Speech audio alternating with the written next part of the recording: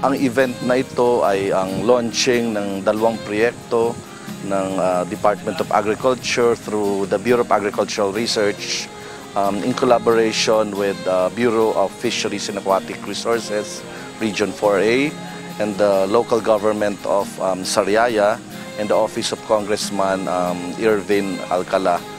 Actually, ito yung dalawang proyektong ito ay tinatawag naming Community Participatory Action Research for Fisheries, na kung saan ay mag-establish ng ponds and cages at ilalagay dito yung mga high-value species katulad ng prawn, pampano, crabs at iba pang species. Ito ay upang matulungan yung mga existing fisherfolk association sa dalawang barangay sa Sariaya, yung barangay Bignay, Dos at Kiling, para naman matulungan para mapakaroon ng karagdagang income yung mga Fisherfolk Association. Ito ay sinimula namin yung pagpaplano last year. When we say community-based, we involve the Fisherfolks from the planning stage down to implementation. So yun ang kagandahan ng programang ito. Kumbaga, kasama sila sa pagpaplano at hanggang pag-implementa ng project, and even including some monitoring and evaluation. Ang pinaka-responsibility ng BAR is to fund the project as well as to monitor. Ang BFAR 4A, siya yung in collaboration with the LGU at Barangay Bignay, Dos at Kiling, sila yung gumawa ng proyekto mismo, the proposal itself.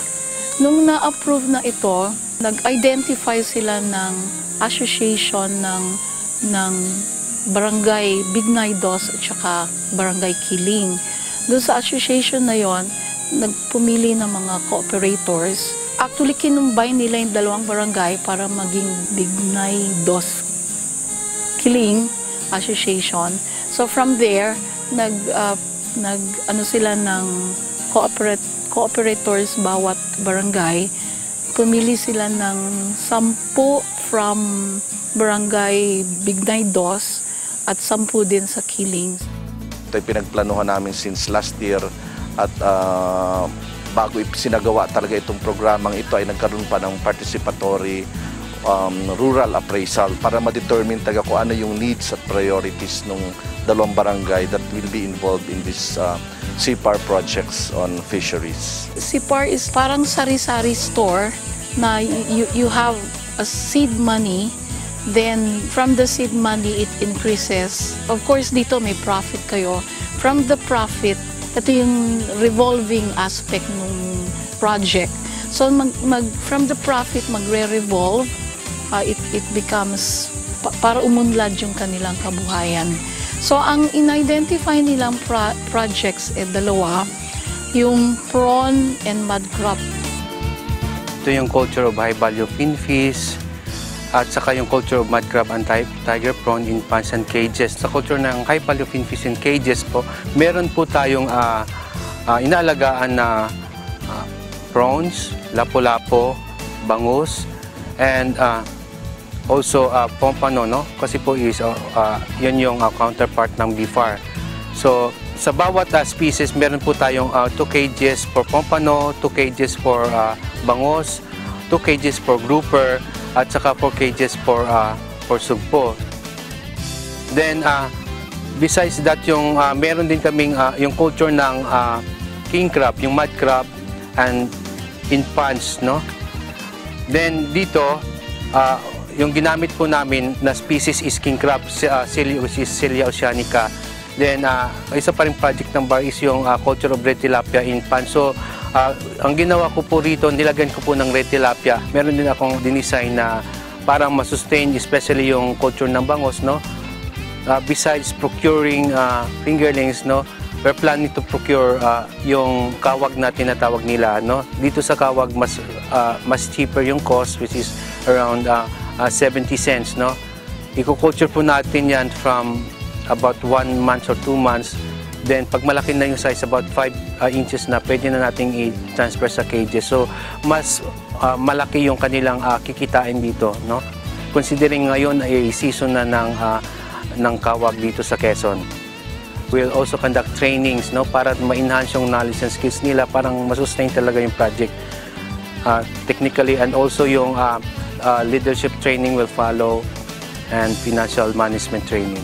The main objective ng CPAR, no, hindi lang siya project, ito yung as a livelihood project ito, no, na kung saan yung produce ng yung production ng species like bangos, like sugpo ay i-roll over po ito ng association, no? Parang magkaroon sila ng livelihood projects, no? Then andyan yung bar, andyan yung BFAR, parang i-monitor yung project, parang ma-sustain yung project.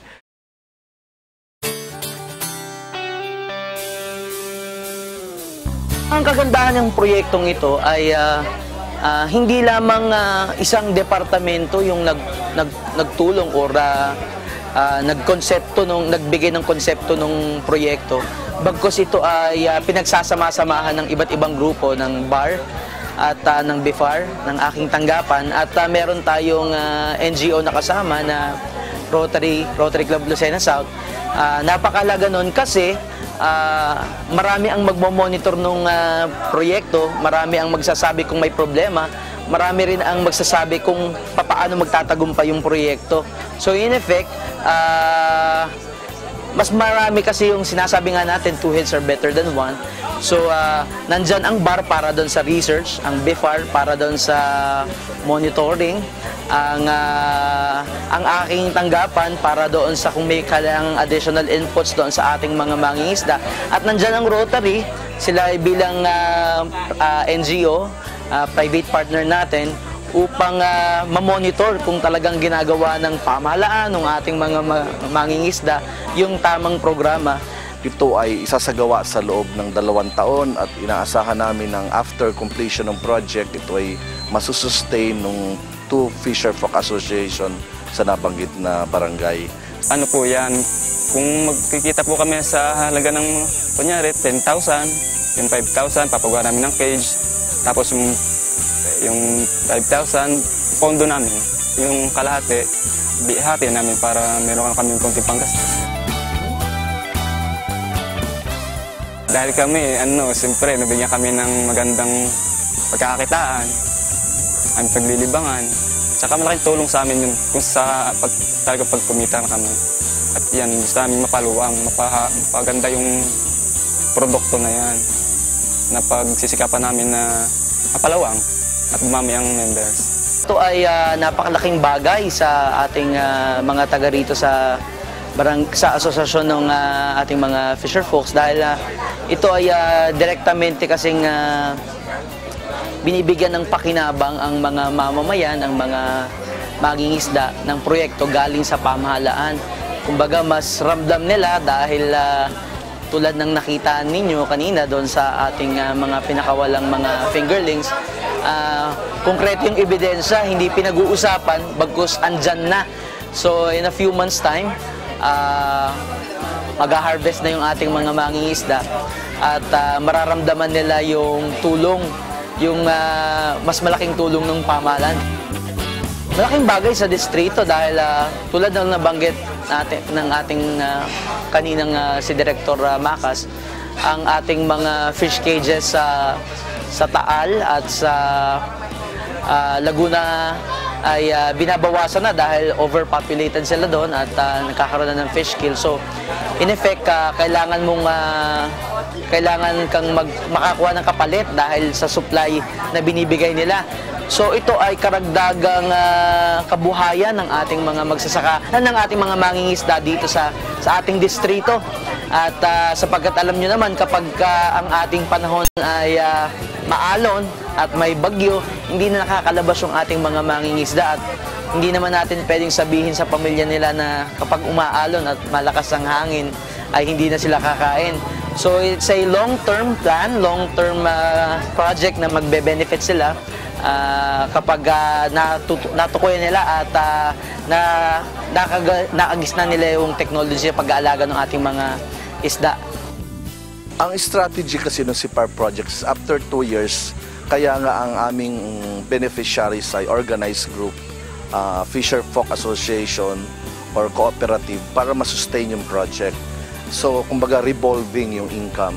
And kung kailangan pa ng additional support, so siguro base doon sa resulta ng 2 taon, magkakaroon pa ng mga siguro additional activities or additional projects para mapalawak pa natin yung tinatawag nating community participatory action research. Pwede natin extend sa ibang barangay o pwede mag-introduce pa tayo ng additional activities mismo doon sa 2 involved barangays. Ang vision namin hindi lang makapag-supply dito sa bayan ng Sariaya, but pati din makapag-supply sa Metro Manila and hopefully in the long run export markets. Kasi potential area din itong Quezon pag-produce ng mga high-value fish species. Papasalamat po kami sa lahat ng tumulong sa amin, ng Sabar, Bipar, at kay Congressman Ervin Alcala. Nagpapasalamat ako sa iba't ibang mga departamento na nagtulong-tulong, sa iba't ibang mga attached agencies ng Department of Agriculture na nagtulong para ang programang ito ay maibaba at maibigay sa ating mga mangingisda. Ipinapakita lamang natin dito na kapag ibinababa at ibinibigay ang programang tama sa ating mga mamamayan, sa ating mga beneficiary, ay mas nararamdaman nila ang tulong ng ating pamahalaan at ang ating pamahalaan ay talagang tunay na kumikilos at gumagawa ng kanyang trabaho upang masigurado na maitaas ang antas ng pamumuhay ng ating mga kababayan.